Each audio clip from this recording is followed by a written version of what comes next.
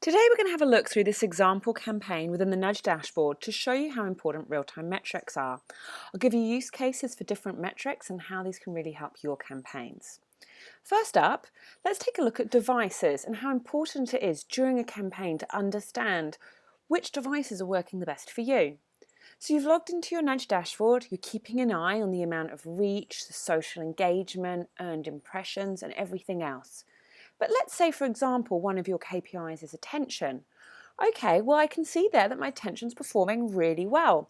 And at a campaign level, if I'm just getting reports back, I might think, great, let's just keep doing everything I'm doing.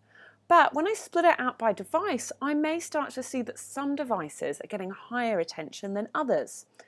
Within the Nudge dashboard, we allow you to split that out by desktop, mobile and tablet. Then you can understand, well, wait a minute, if desktop's driving double the amount of attention as mobile, isn't it better if I know that during the campaign so I can make optimizations and move budget around based on that for distribution? Now, some other options within the Nudge dashboard are, you can look at which pieces of content are performing the best. So let's say you've got a campaign that's running and you're getting reports back on the entire campaign from your publisher, for example. Now, when you're doing that, you might think, oh, okay, well, everything's going well. That's fine. It's all working exactly as expected. But again, let's say attention is a KPI. Knowing which are the top pieces of content whilst the campaign is running allows you to understand where you should be putting budget and which pieces of content you should be upweighting. Another really great one is looking at shares. Okay, you're getting lots of shares, that's great. Heaps of people are engaging with the content. Well, are they? Sometimes what you might find is you might be getting a lot of shares, but maybe not as many people are coming back to the content as you'd like.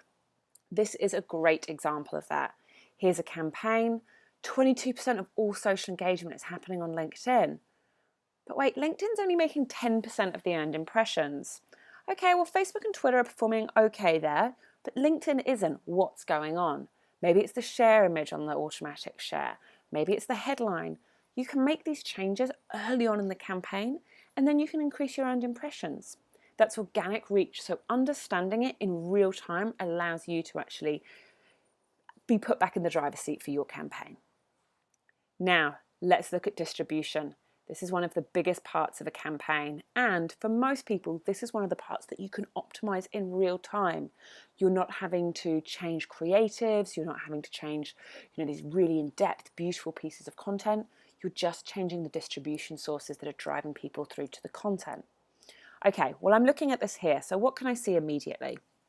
Okay, well, I can see that the 300 by 250 banner on the publisher's site is working really well. People are spending an average of 1.9 attention minutes. I can also see that the Nativo distribution is working well.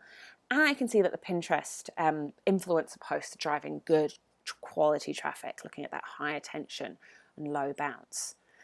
But wait a minute, the mobile distribution and the in-feed posts, that's not performing so well. And that in-feed post, 80% are leaving the page before it even loads. Now, if I know this in real time as the campaign's undergoing, I can understand either as the publisher or the agency what's happening and can make changes to increase the overall campaign performance. Thanks.